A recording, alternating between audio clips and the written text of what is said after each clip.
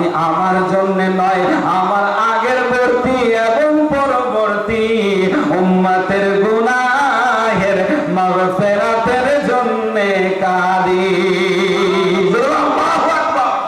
একটু জোরে বলি আল্লাহু আকবার। তাহলে এখান থেকে বুঝা গেল আমাদের নামাজ, আমাদের ইবাদত, আমাদের হজ, আমাদের যাকাত, আমাদের প্রত্যেকটি আমল, এই আমলটা দারোমাদার তার মানে টিকে রইল কার উপরে? ঈমানের উপরে। জোরে বলেন সুবহানাল্লাহ।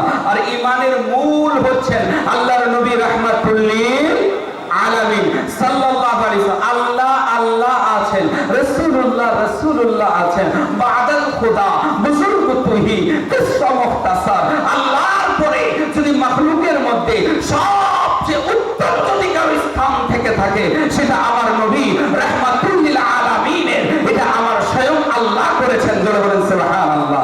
আর জোরে বলেন সুবহানাল্লাহ। তাহলে এখান থেকে বুঝে গেল আল্লাহ তাআলার বান্দারা আমরা আল্লাহর বান্দাগি করব। কেউ বলে ইয়া নবী করা যাবে, কেউ বলে করা যাবে না, কিন্তু মনে রাখবেন সাহাবায়ে কেরাম আলাইহিম রাদওয়ানরা অনেকে বলে মিলাদ এই কোরআনের মধ্যে আছে কিনা? হ্যাঁ, কোরআনের মধ্যে আছে, সিয়াসত আর হাদিসের মধ্যেও মিলাদ আছে। আরে শুধু মিলাদ নয়, তিরমিজি শরীফ দ্বিতীয় খণ্ড 202 পৃষ্ঠার মধ্যে একটা অধ্যায় রয়েছে আরবি ভলিউমের মধ্যে। তিরমিজি শরীফ দ্বিতীয় খণ্ড 202 পৃষ্ঠার মধ্যে একটা অধ্যায় রয়েছে, একটা বাব। ওই বাবের নাম হলো যা বাবুন নবী, বাব মিলাদুন নবী সাল্লাল্লাহু আলাইহি ওয়াসাল্লাম। সুবহানাল্লাহ। তাহলে নবীকে ভালোবাসো রে মুসলমান। আল্লাহর নবী নামাজ নিয়ে আসলেন, নামাজকে ভালোবাসো। আল্লাহর নবী কোরআন, আল্লাহর নবীর উপরে নাযিল হইল কোরআনকে ভালোবাসো। এই জন্য মনে রাখবেন চারটা জিনিসের উপরে আল্লাহ ইনাম করেছেন, পুরস্কৃত করেছেন। বিসমিল্লাহির রহমানির রহিম। আনআমাল্লাহু আলাইহিম মিনান নাবিয়্যিনা ওয়াস সিদ্দীকিনা ওয়াশ শুহাদা ওয়াস সালিহিন। জোরে বলেন না সুবহানাল্লাহ। এই চার জামাতের উপরে আল্লাহর দয়া রয়েছে, আল্লাহ অনুগ্রহ করেছেন, আল্লাহ তাআলা অনুগ্রহ করেছেন, ইনআম ও ইকরাম পুরস্কৃত করেছেন। এই চারটা জামাত কারা হইলেন? এক নম্বর হইলেন আম্বিয়া আলাইহিমুস সালাম, নবীগণদের জামাত। দ্বিতীয় হইলেন সিদ্দিকদের জামাত, তৃতীয় হইলেন শুহাদাদের জামাত, আর চতুর্থ হইলেন আউলিয়া আল্লাহদের জামাত। জোরে বলেন সুবহানাল্লাহ। আর একটু আওয়াজ দিয়ে বলি সুবহানাল্লাহ। এই জন্য মনে রাখবেন আহলে সুন্নাত ওয়াল জামাত, এই জামাতটা কোনো নতুন জামাত নয়, এই জামাতটা কোনো কালকার জামাত নয়, এই জামাতটা কোনো 200 বছর আগের জামাত নয়, এই জামাতটা 500 বছরের আগের জামাত নয়, এই জামাতটা হইল সাহাবায়ে কেরাম আলাইহিম রিদওয়ানের জামাত। যেই জামাতের ব্যাপারে আল্লাহ বলেছেন আনআমাল্লাহু আলাইহিম মিনান নাবিয়্যিনা ওয়াস সিদ্দীকিনা ওয়াশ শুহাদা ওয়াস সালিহিন। জোরে বলেন সুবহানাল্লাহ। তাহলে আমাদের অনুগ্রহ কার উপরে করেছেন? আল্লাহ এই চারটা জামাতের উপরে। তাহলে এই চারটা জামাতকে যদি ধরা হয়, এর অনুকরণ করা হয়, তাহলে হয়ে যাবে কামিয়াব। তাহলে এই জামাতের যেই পথে চলে ওই পথের নাম হইল ইহদিনাস সিরাতাল মুস্তাকিম। হে আল্লাহ আমাদেরকে সঠিক পথে পরিচালিত রাখো। সুবহানাল্লাহ। এবং কোন পথটা, এই কোন পথ আছে, এই পথের ব্যাপারে বললেন সিরাতাল্লাযীনা আন'আমতা আলাইহিম গায়রিল মাগদুবি আলাইহিম ওয়ালাদ-দাল্লিন। হে আল্লাহ পথ তাদের যার উপরে আপনি ইনআম করেছেন, ইকরাম করেছেন, নাকি তাদের যাকে আপনি পথভ্রষ্ট করেছেন? হে আল্লাহ আমাদেরকে তাদের পথে চালাও যার উপরে আপনি ইনআম পুরস্কৃত করেছেন। জোরে বলেন সুবহানাল্লাহ। তাহলে এখান থেকে বোঝা গেল আল্লাহ এবং আল্লাহর রাসূলের মুহাব্বত অন্তরে রাখতে হবে এবং আল্লাহর নবীর প্রেম ভালোবাসা। কারণ আল্লাহকে পাইলে, আল্লাহর নবীকে পাইলে আল্লাহকে পাওয়া যাবে। জোরে বলুন না সুবহানাল্লাহ। কারণ আল্লাহর নবী যদি না হন, কে আল্লাহকে দেখে দিয়েছে কিভাবে আল্লাহকে তোমরা পাবে। তাহলে এই পাওয়ার মাধ্যম হইলেন আল্লাহর নবী, আর আল্লাহর নবীকে পাওয়ার মাধ্যম হইলেন সাহাবায়ে কেরাম, আর সাহাবায়ে কেরামকে পাওয়ার মাধ্যম হইলেন আউলিয়ায়ে ইজম। আসেন দরুদ পড়ি আল্লাহুম্মা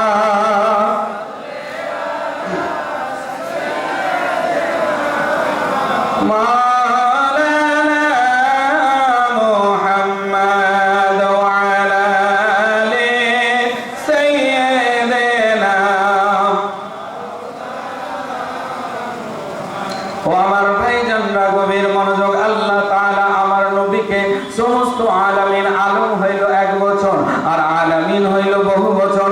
সমস্ত আলামিন রহমত স্বরূপ প্রেরণ করলেন। এই জন্য তো আমার আল্লাহ বললেন ওয়া মা আরসালনাকা ইল্লা রাহমাতাল লিল আলামিন। সুবহানাল্লাহ। আমার নবী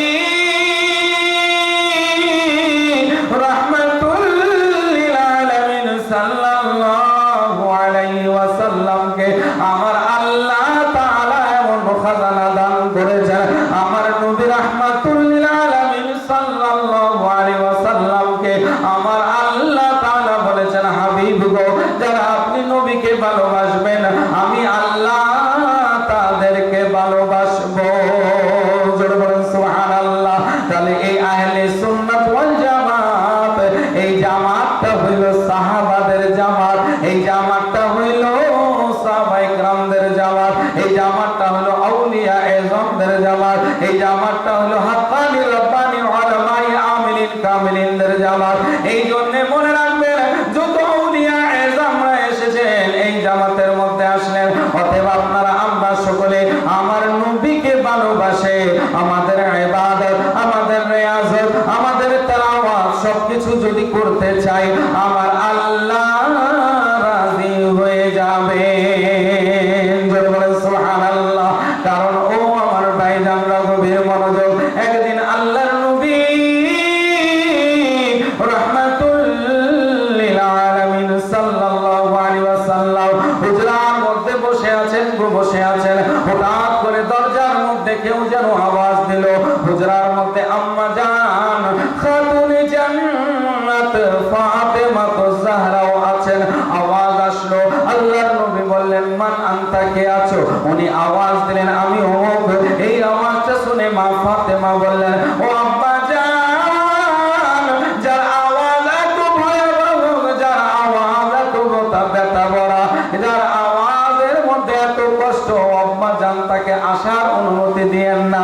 আমার নবী বললেন না না ও ফাতেমা, ইনাকে আসার অনুমতি দিতে হবে। ইনি একজন এমন যিনি মাকে বাবা থেকে আলাদা করে, বাবাকে মা থেকে আলাদা করে, ছেলেকে মা থেকে আলাদা করে, মাকে ছেলে থেকে আলাদা করে মানুষকে ইন্তেকাল বরণ করানোর জন্য ইনি ফেরেশতা মালাকুল মউত হযরত ইসরাঈল আলাইহিস সালাম। জোরে বলেন সুবহানাল্লাহ। আসার অনুমতি দেওয়া হবে, আসার অনুমতি দিয়ে দেওয়া হইল। আল্লাহর নবী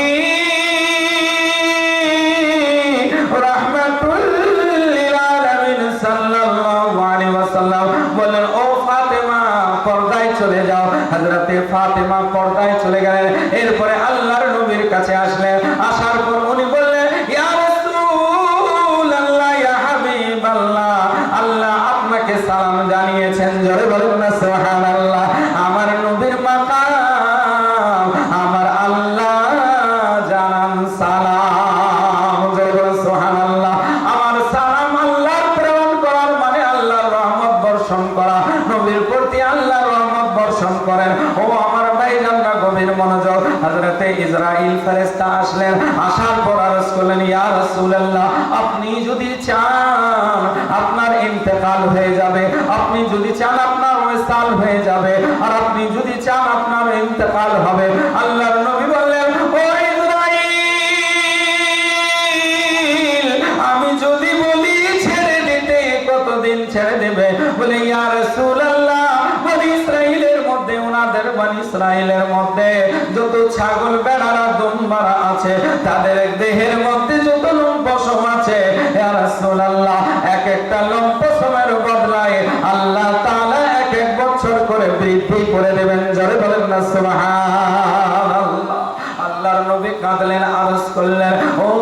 ইসরাইল বলো এরপরে কি হবে বাদাল মওত। ও ভাইজান আপনার আশেপাশে আজকে একজন ইন্তেকাল করলেন, এশার নামাজের পর জামাত হইল, জানাজার নামাজ পড়াইলেন রে ভাইজানরা।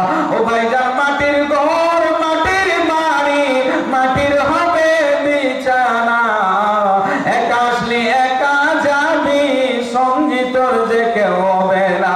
ও ভাই বাপ ছেড়ে দেয়, মা ছেড়ে দেয়, মা ছেড়ে দেয়, বোন ছেড়ে দেয়, সবাই ছেড়ে দিবে, কেউ তো তোর সঙ্গে যাবে না। কবরে যখন তোমাকে রাখা হবে, এখনো আমরা বলি বিসমিল্লাহি ওয়া আলা মিল্লাতি রাসূলিল্লাহ, সুবহানাল্লাহ। এখনো আল্লাহর নবীর মিল্লাতের সঙ্গে কবরে নামানো হয়, জোরে বলেন সুবহানাল্লাহ। আল্লাহর নবী বললেন, ও ইসরাইল আমি যদি বলি ছেড়ে দিতে কতদিন ছেড়ে দেবে? বলে ইয়া রাসূলুল্লাহ, ইয়া হাবিবাল্লাহ, 1 বছর করে করে বনি ইসরাইলের মধ্যে যত ভেড়া দুম্বা ছাগল আছে তাদের পশমের বদলায় 1 বছর করে বৃদ্ধি করা হবে। এরপরে কি হবে? বলে বাদাল মওত। আল্লাহ আল্লাহ আমার নবী বললেন, তাহলে শোনো আর দেরির দরকার নেই। আল্লাহর নবী অসুস্থ আছেন আল্লাহর নবীর হুজরার মধ্যে।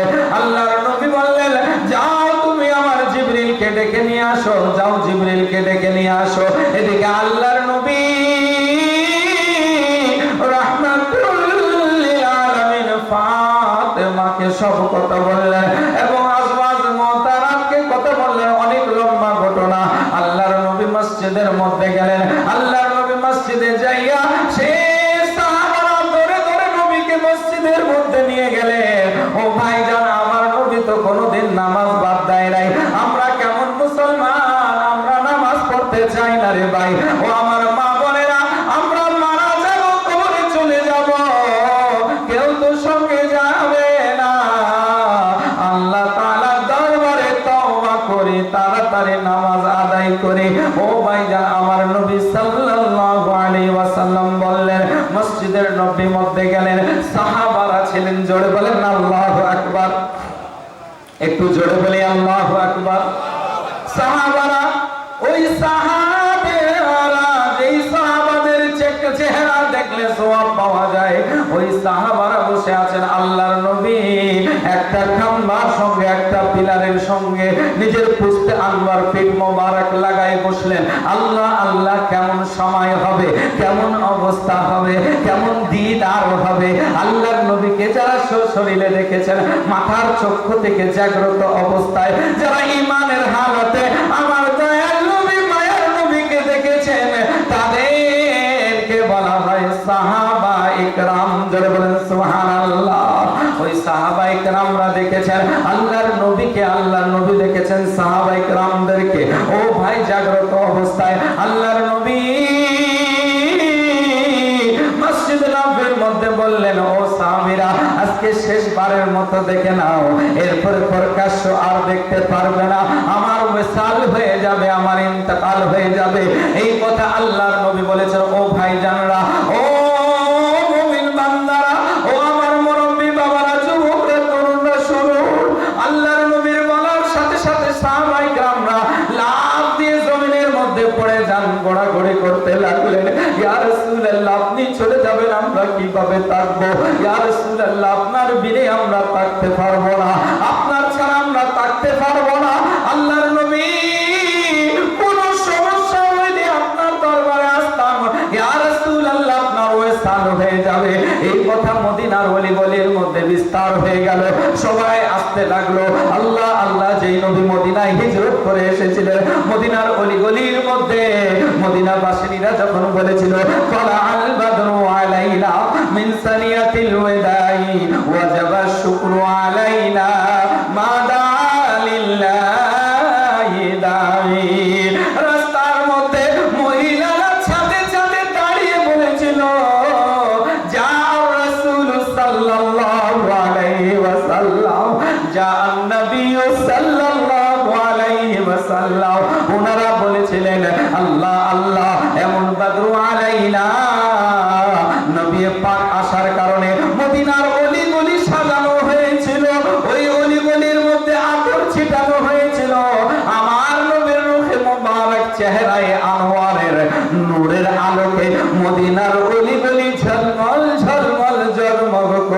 ছিল।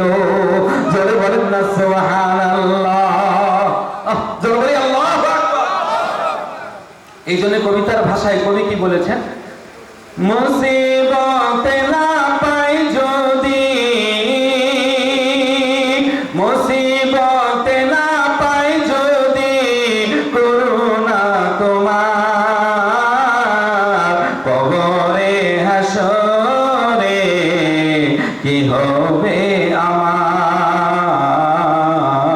কবরে হাসরে কি হবে আমার।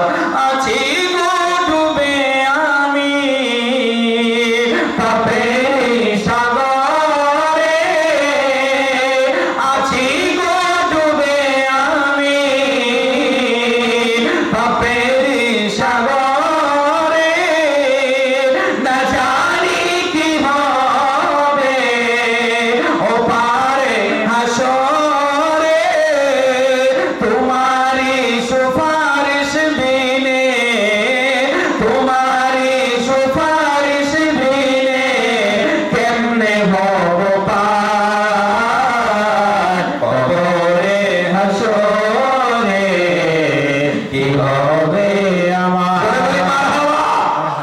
তুমি তো দিয়েছ দেখিয়ে আলোর পথ, তুমি তো দিয়েছ দেখিয়ে আলোর পথ, বলেছ সে পথে মিলবে যে রহমত, কেন যে ভুল পথে আমি, কেন যে ভুল পথে আমি করলাম জীবন পার, কবরে হাসরে কি হবে আমার, কবরে হাসরে কি হবে আমার। সকলে বলি আল্লাহু আকবার। তাহলে নবী ছাড়া কোনো উপায় আছে না, কারণ আল্লাহর ইবাদত, একমাত্র ইবাদত কার করি, একটু আওয়াজ দিয়ে বলি কার করি, আল্লাহ ছাড়া কারো ইবাদত করি, জোরে বলি আল্লাহ ছাড়া কারো ইবাদত করি না, কিন্তু মুহাব্বত নবীর সাথে করি, জোরে বলি সুবহানাল্লাহ। কারণ ইবাদতের ঢং, আসল ইবাদতের রূপ রং আমার নবী মুস্তাফা সাল্লাল্লাহু আলাইহি ওয়াসাল্লাম করিয়েছেন। কারণ আল্লাহর হাকিকত নবী মুস্তাফা রাহমাতুল লিল আলামিন জানেন, আর আল্লাহর নবীর হাকিকত আল্লাহ ছাড়া অন্য কেউ জানে না। জোরে বলি সুবহানাল্লাহ, আর জোরে বলি না সুবহানাল্লাহ। তাহলে এখান থেকে বোঝা গেল আল্লাহর নবী সাল্লাল্লাহু আলাইহি ওয়াসাল্লাম যেই মদিনার মধ্যে এসেছিলেন, এখনো মদিনা শরীফ জলওয়াল নূর মুস্তাফা থেকে এখনো আলোকিত আছে। জোরে বলেন না সুবহানাল্লাহ। আল্লাহর নবী রাহমাতুল লিল আলামিন সাল্লাল্লাহু আলাইহি ওয়াসাল্লাম উনি ইরশাদ করলেন, আল্লাহর নবী সাল্লাল্লাহু আলাইহি ওয়াসাল্লাম সাহাবাদেরকে বললেন, ও আমার প্রিয় সাহাবীরা, আমি স্পেশাল করে যাব, আমার ইন্তেকাল হয়ে যাবে, আমি ইন্তেকাল পর্দা করে যাব। জোরে বলেন সুবহানাল্লাহ। মনে রাখবেন আমরা মৃত্যুকে অস্বীকার করি না, কিন্তু মনে রাখবেন अंबिया को भी अजल आनी है, मगर एक आन के बाद मिस्ल वही जिंदगानी है। सुभान अल्लाह। আমার নবীর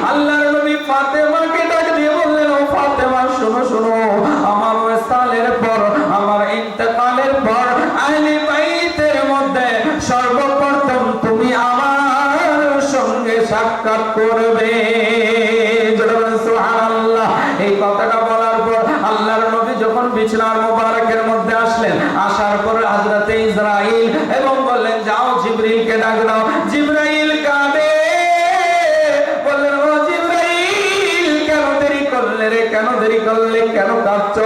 হযরত জিবরিল বলে ইয়া রাসূলুল্লাহ জান্নাতের হুরুদের কাঁদছেন গো রাসূল, এই জন্য সান্ত্বনা দিচ্ছিলাম। আসমান ও জমিনের ফেরেশতারা কাঁদছিলেন, এই জন্য সান্ত্বনা দিচ্ছিলাম ইয়া রাসূলুল্লাহ। আল্লাহর নবী বললেন শোনো, তোমরা আমার আল্লাহ তাআলা আমার রূহ যখন বের হবে, আমার রূহটা যেন এমন ভাবে বের করো নবীদের মতো না, আমার উম্মতের গুনাহগার উম্মতের যেভাবে আত্মা বের করা হয় সাধারণ মানুষের মতো, সাধারণ মুমিনদের মতো আমার আত্মাটা বের করিও, যেন আমি অনুভব করতে পারি আমার উম্মতের মায়া আমি যেন বুঝতে পারি, আমার উম্মতের কষ্ট যেন আমি বুঝতে পারি। এরে মুসলমান নবীর উম্মতি শুনে নাও, শুনে নাও। আল্লাহর নবী সাল্লাল্লাহু আলাইহি ওয়াসাল্লাম উনি যখন বিছানা মোবারকে গেলেন, এত সুন্দর আল্লাহর নবী সাল্লাল্লাহু আলাইহি ওয়াসাল্লামের কাছে হযরত ইসরাইল আসলেন, যখন আত্মা বের করার জন্য হাত দিলেন, আল্লাহর নবী বলেন ও ইসরাইল হাত বের করো, হাত বের করো, হাত বের করো, হাত বের করো। ইসরাইল হাত বের করে দিলেন। ইয়া রাসূলুল্লাহ কি হয়েছে নবী? আল্লাহর নবী বললেন ও ইসরাইল এত কষ্ট হয় নাকি? মনে হয় পাহাড় আমার বুকের উপরে ভেঙে পড়লো, আমার কলিজায় মরিচ জ্বালা দেওয়া হয়েছে মনে হয়, তার বেশি কষ্ট হয় ইসরাইল। আল্লাহর নবীর কাছে ইসরাইল বললেন ইয়া রাসূলুল্লাহ এটা তো কোনো কষ্ট না, এর বেশি কষ্ট হয় ইয়া রাসূলুল্লাহ। ও ভাইজান একটা মুরগি জবাই করলে ছটফট করে রে ভাই, ছটফট করে, আর একটা মানুষ মারা গেলে কেন ছটফট করে না, কেন লাফালাফি চাপাচাপি করে না রে ভাই? কারণটা হইল ওই ব্যক্তি মারা যাওয়ার আগে 500 ফেরেশতা দামাই ধরে রাখে, এই জন্য সে ছটফট করতে পারে না। আর নেককার যারা হন তাদের জন্য ফুলের গুলদস্তা, ফুলের যখন তোড়া নিয়ে ফেরেশতারা আসে আর বলে ও আত্মা ফাদখুলি ফি ইবাদি ওয়াদখুলি জান্নাতি। সুবহানাল্লাহ। ও ভাই জানে আত্মাটা এমন, এই জন্য